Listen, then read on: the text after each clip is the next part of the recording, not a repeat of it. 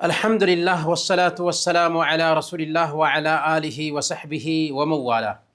محترم بھائیوں اور بہنوں، السلام علیکم ورحمۃ اللہ وبرکاتہ۔ ایڈوانس کورس کے اس کلاس میں آپ سب کا استقبال ہے، اور ہم اس کلاس میں اسلامی آداب سیکھتے ہیں۔ اسلامی آداب میں سے ایک ادب ہے صلہ رحمی کے آداب۔ صلہ رحمی کسے کہتے ہیں؟ صلہ رحمی کہتے ہیں رشتہ نبھانے کو، رشتہ داروں کے ساتھ اچھا معاملہ کرنے کو۔ تو رشتہ داروں کے ساتھ اچھا معاملہ کرنے کے کیا آداب ہیں، اس کے کیا ششٹاچار ہیں، انہیں ہم انشاءاللہ جانیں گے۔ ہمیں یہ احساس ہونا چاہیے کہ ہماری رشتہ داری جن لوگوں کے ساتھ ہے وہ ہماری نیکی کا سب سے زیادہ حق رکھتے ہیں۔ اللہ تعالیٰ فرماتا ہے سورہ الانفال آیت نمبر 74، وَأُولُو الْأَرْحَامِ بَعْضُهُمْ أَوْلَى بِبَعْضٍ فِي کتاب اللہ، کہ اللہ کی کتاب میں خون کے رشتہ دار ایک دوسرے کے زیادہ حقدار ہیں۔ رشتہ داری جس سے ہے وہ ہمارے اچھے معاملہ کا سب سے زیادہ حق رکھتا ہے اسلام کی نظر میں۔ صحیح بخاری اور صحیح مسلم کی روایت ہے، حضرت عائشہ صدیقہ رضی اللہ تعالی عنہ بیان فرماتی ہیں کہ اللہ کے نبی صلی اللہ علیہ وسلم نے بیان فرمایا کہ اللہ فرماتا ہے، کیا فرماتا ہے؟ الرحم معلقۃ بالعرش، تقول کہ رشتہ عرش سے لٹکا ہوا ہے۔ رشتہ کہتا ہے من وصلنی وصلہ اللہ ومن قطعنی قطعہ اللہ، جس نے مجھے ملایا اللہ اس کو اپنے آپ سے ملائے، اور جس نے مجھے کاٹا اللہ اس کو اپنے آپ سے کاٹ دے۔ کیا مطلب؟ مطلب یہ ہے کہ اگر اللہ تک پہنچنا چاہتے ہیں تو رشتہ نبھانا ہوگا، کیونکہ رشتے کا تعلق ڈائریکٹ رب سے ہے۔ بلکہ دوسری حدیث میں اس کی بہت کلیئر وضاحت ہے، سنن ابی داؤد کی روایت ہے، اللہ کے نبی صلی اللہ علیہ وسلم نے بیان فرمایا کہ اللہ فرماتا ہے انا اللہ وانا الرحمن خلقت الرحم وشققت لها من اسمی فمن وصلها وصلته ومن قطعها بتته، کہ میں اللہ ہوں، میں رحمان ہوں، میں نے رحم کو پیدا کیا ہے، وشققت لها من اسمی، اور میرا نام جو الرحمن ہے اسی الرحمن سے میں نے رحم نام نکالا ہے رشتہ داری کے لیے۔ اپنے نام الرحمن سے رشتہ داری کے لیے رحم نکالا ہے۔ فمن وصلہ وصلتہ ومن قطعہ بتتہ، تو جس نے اس رشتہ کو ملایا میں اس کو اپنے آپ سے ملاؤں گا، اور جس نے اس رشتہ کو کاٹا میں اس کو اپنے آپ سے کاٹ دوں گا۔ بات بالکل کلیئر ہے کہ اگر ہم رب سے تعلق بنانا چاہتے ہیں تو ہمیں اپنے رشتہ داروں سے تعلق اچھا رکھنا ہوگا۔ اور جب ہم اپنے رشتہ داروں سے اچھا تعلق بناتے ہیں تو ایسا نہیں ہے کہ بس رشتہ بنا لیا اور اس کا کچھ فائدہ نہیں ملتا، نہیں، بلکہ دنیا میں بھی ہمیں اس کا بہت زیادہ فائدہ ملتا ہے۔ صحیح بخاری کی روایت ہے، اللہ کے نبی صلی اللہ علیہ وسلم نے بیان فرمایا من سرہ ان یبسط لہ فی رزقہ وان ینسأ لہ فی اثرہ فلیصل رحمہ، جسے یہ بات خوش کرتی ہو کہ اس کی عمر لمبی کر دی جائے اور اس کی روزی میں برکت آئے۔ کون نہیں یہ بات چاہے گا کہ اس کی عمر لمبی کر دی جائے اور اللہ تعالیٰ اس کو جو روزی دے رہا ہے اس میں برکت ہی برکت پیدا ہو، روزی کے دروازے کھلتے جائیں، کون نہیں چاہے گا؟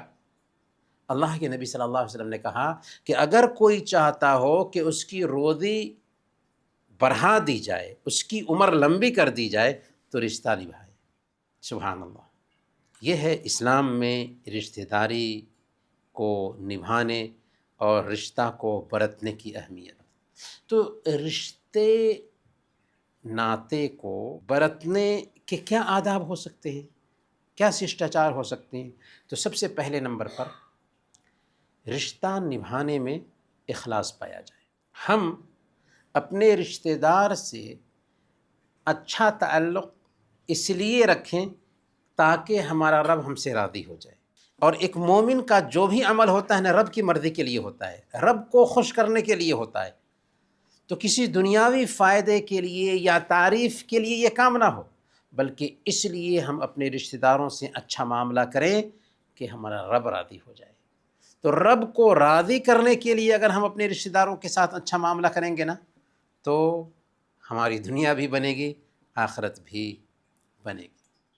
دوسرے نمبر پر مناسب ہے کہ نسب کی جانکاری حاصل کی جائے تاکہ صلہ رحمی کر سکیں. ہم جس خاندان سے آتے ہیں، جس فیملی سے آتے ہیں، ہمارا ایک ونش ہے، ہمارا ایک نسب ہے. اپنے نسب کو جانیں، اپنی فیملی کو جانیں، اپنے خاندان کو جانیں.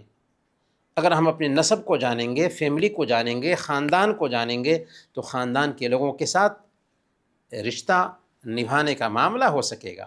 سنن ترمذی کی روایت ہے، اللہ کے نبی صلی اللہ علیہ وسلم نے بیان فرمایا، تعلموا من انصابکم ما تصلون به ارحامکم. تم اپنے نسبوں کو سیکھو اور معلوم کرو تاکہ اپنی رشتہ داریاں نبھا سکو.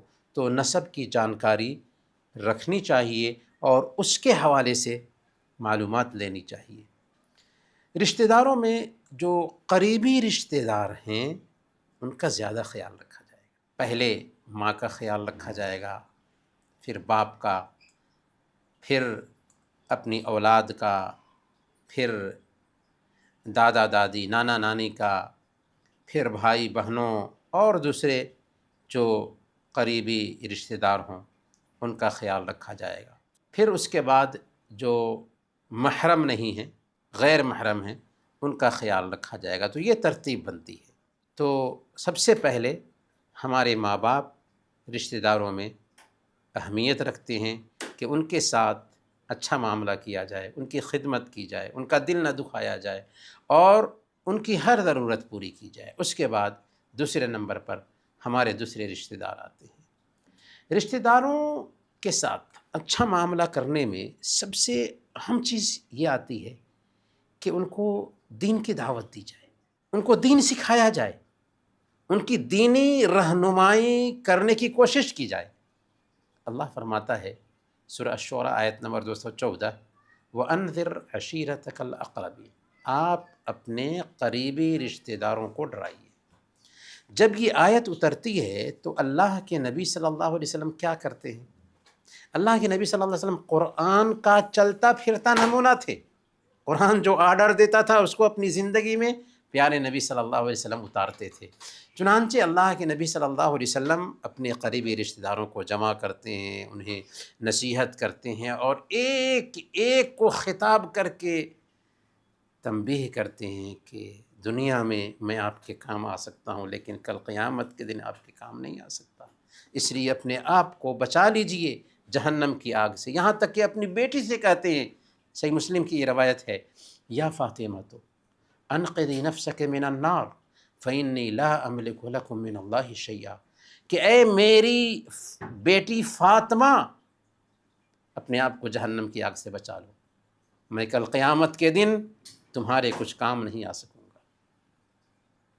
تو رشتہ داروں کو نرم اسلوب میں، اچھے اسلوب میں، نرمی کے ساتھ دین کی دعوت دینی چاہیے، برائی سے انہیں روکنا چاہیے اور ان کی ہدایت کے لیے دعا کرنی چاہیے. یہ سب سے بڑھ کر صلہ رحمی ہے.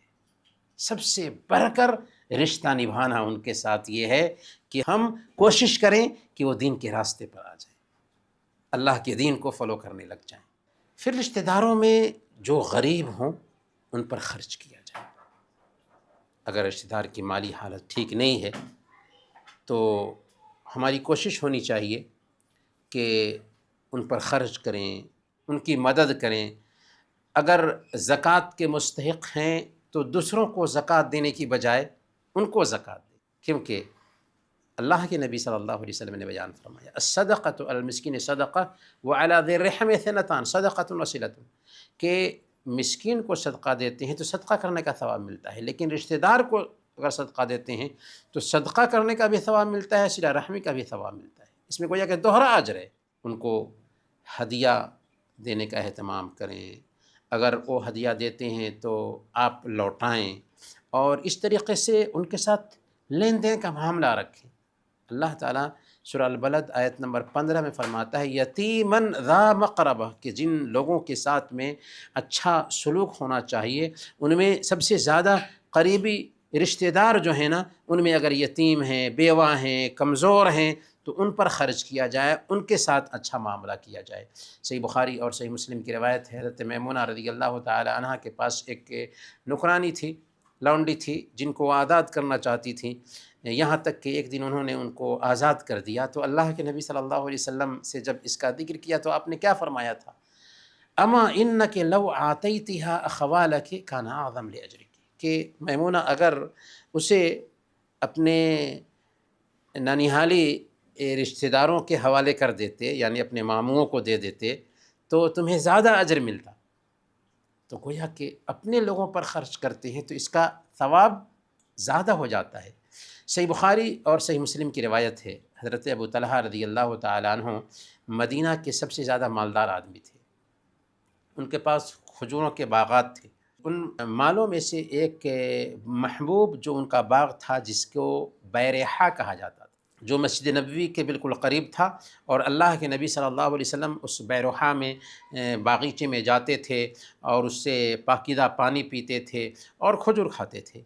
حضرت انس رضی اللہ تعالیٰ عنہ بیان فرماتے ہیں کہ جب یہ آیت کریمہ اتری کہ لن تنالوا البر حتی تنفقوا مما تحبون، کہ تم اس وقت تک نیکی نہیں پا سکتے جب تک کہ اپنی محبوب چیز اللہ کے راستے میں خرچ نہ کرو، تو یہ آیت اتری تو حضرت ابو طلحہ رضی اللہ تعالیٰ عنہ اللہ کے نبی صلی اللہ علیہ وسلم کے پاس آئے اور عرض کیا کہ اللہ تعالیٰ ہم سے اس بات کی مانگ کرتا ہے کہ ہم اپنی سب سے پسندیدہ چیز اللہ کے راستے میں خرچ کریں، اور میری تمام جائیدادوں میں بیرحا سب سے زیادہ پسندیدہ ہے میری نظر میں، اس لیے میں اسے اللہ کے راستے میں صدقہ کرنا چاہتا ہوں۔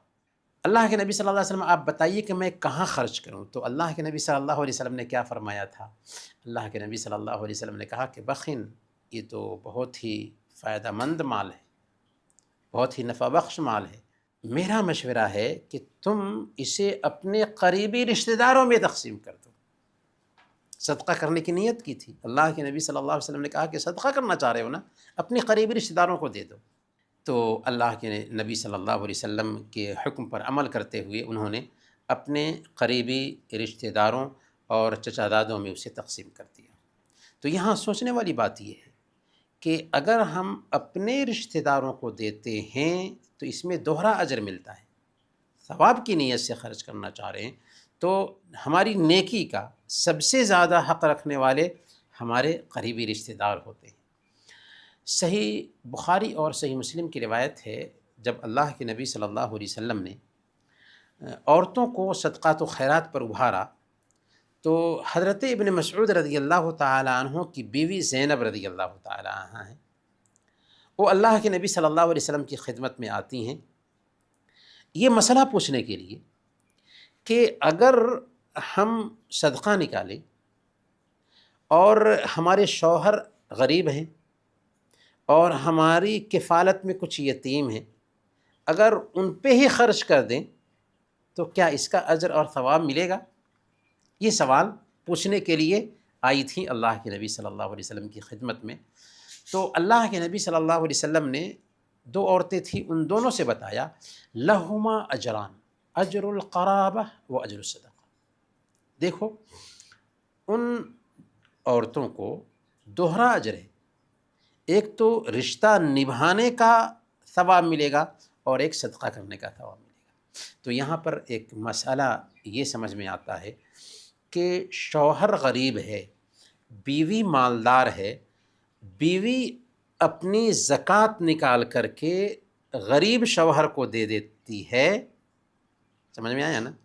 غریب شوہر کو اپنی زکوٰۃ نکال کر کے دے دیتی ہے تاکہ وہ غریب شوہر اپنے اوپر اور گھر والوں پر خرچ کرے، تو اس مالدار بیوی کے لیے جائز ہے کہ وہ اپنے غریب شوہر کی اپنی زکوٰۃ سے مدد کرے، اپنی زکوٰۃ سے مدد کریں۔ اور اللہ کے نبی صلی اللہ علیہ وسلم نے ایسی عورت سے کہا کہ دوہرا اجر ملے گا تجھے، ایک تو صدقہ کرنے کا ثواب ملے گا اور ایک صلہ رحمی کا ثواب ملے گا، رشتہ نبھانے کا ثواب ملے گا۔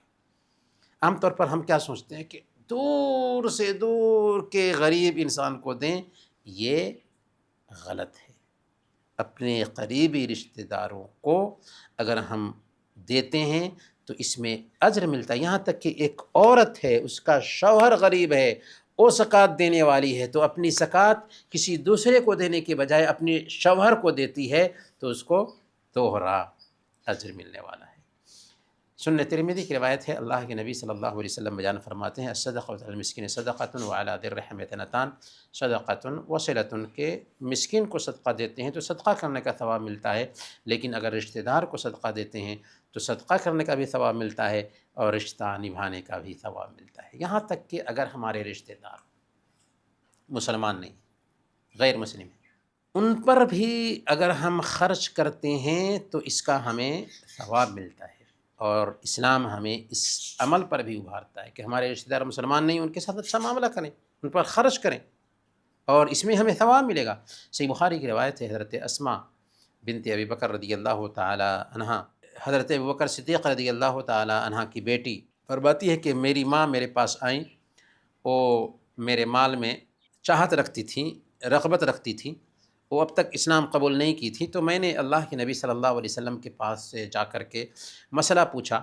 کہ میرے ساتھ رہنے اور میرے ساتھ وقت بتانے کی خواہش رکھتی ہیں، میری ماں آئی ہوئی ہیں، تو کیا میں ان کے ساتھ اچھا معاملہ کروں؟ اللہ کے نبی صلی اللہ علیہ وسلم نے فرمایا کہ نہ، ہاں تمہاری ماں ہے، اگرچہ مسلمان نہیں ہے لیکن تم اس کے ساتھ اچھا معاملہ کرو۔ تو ماں باپ کے لیے، رشتہ داروں کے لیے ضروری نہیں ہے کہ وہ مسلمان ہو تبھی ان کے ساتھ اچھا معاملہ کیا جائے گا۔ یہاں تک کہ اگر ماں باپ ہمیں کفر پر آمادہ کرنا چاہتے تو اس وقت بھی ان سے تعلق نہیں کاٹا جائے گا، پر ان کی بات نہیں مانی جائے گی اس معاملے میں، لیکن دنیا کے اعتبار سے ان کے ساتھ اچھا معاملہ کیا جائے گا۔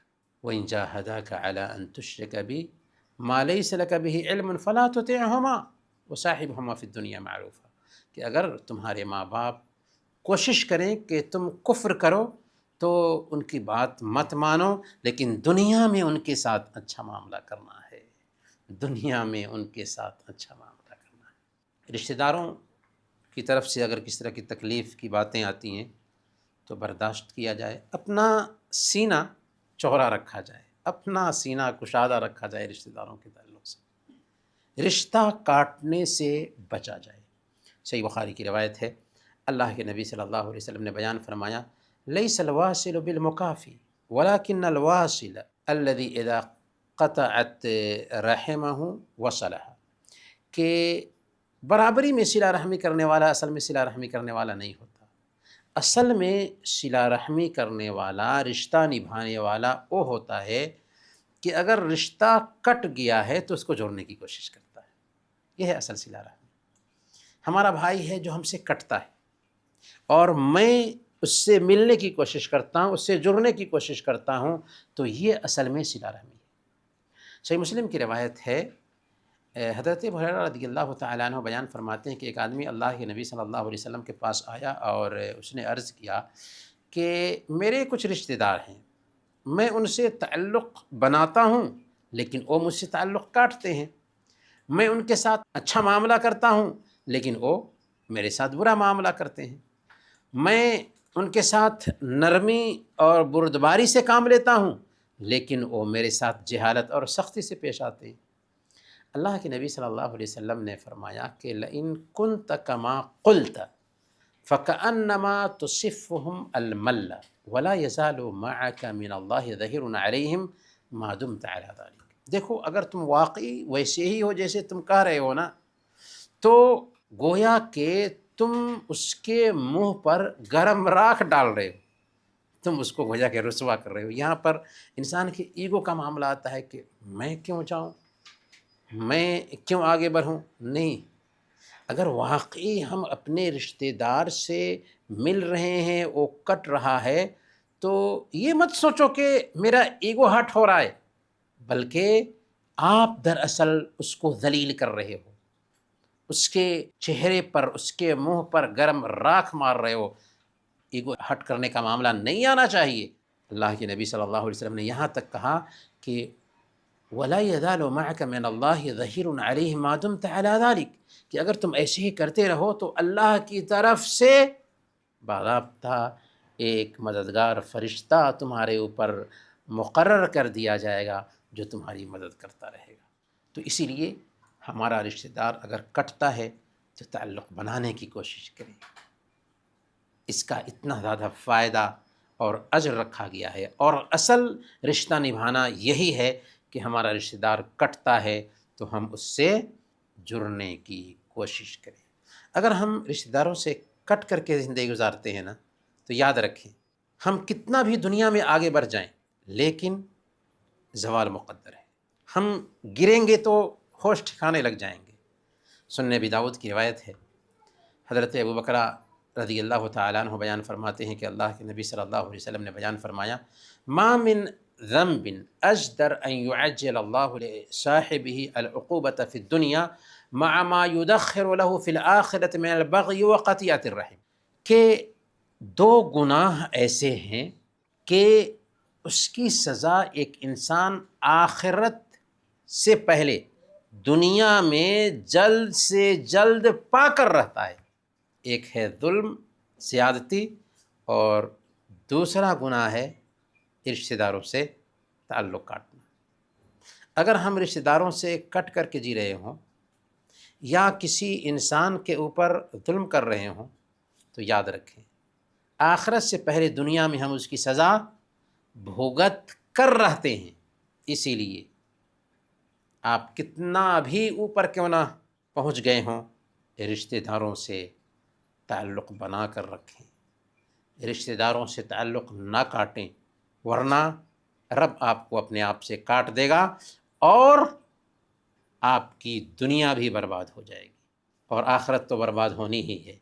اسی لیے صحیح بخاری اور صحیح مسلم کی روایت ہے، اللہ کے نبی صلی اللہ علیہ وسلم بیان فرماتے ہیں لا يدخل الجنت قاطع، کہ رشتہ داروں سے تعلق کاٹ کر جینے والا انسان جنت میں داخل نہیں ہوگا۔ کتنی سخت بات کہی اللہ کے نبی صلی اللہ علیہ وسلم نے۔ تو اسی لیے یہ تعلیمات جو ہے نا ہماری زندگی میں اترنی چاہیے۔ رشتہ داروں کے ساتھ ایک ادب یہ ہے کہ سلام میں پیش قدمی کی جائے، ملتے وقت چہرے پر مسکراہٹ ہو، چہرے پر بشاشت ہو۔ اگر ان میں سے کسی کے بیچ میں اختلاف کا پتہ چلتا ہے کہ ہمارے رشتہ دار ہیں جو آپس میں دوسروں سے تعلق کاٹے ہوئے ہیں، تو ہمیں کیا چاہیے کہ ہم دونوں کے بیچ کے تعلق کو بہتر بنانے کی کوشش کریں، صلح صفائی کے لیے آگے بڑھیں، تعلقات کو بہتر بنانے کے لیے اپنا رول پلے کریں، اور رشتہ کاٹنے سے بہرحال بچیں۔ رشتہ داروں میں ماں کے بعد خالہ کا درجہ آتا ہے۔ صحیح بخاری کی روایت ہے، اللہ کے نبی صلی اللہ علیہ وسلم نے بیان فرمایا الخالۃ بمنزلۃ الام، خالہ ماں کے درجے میں ہوتی ہے۔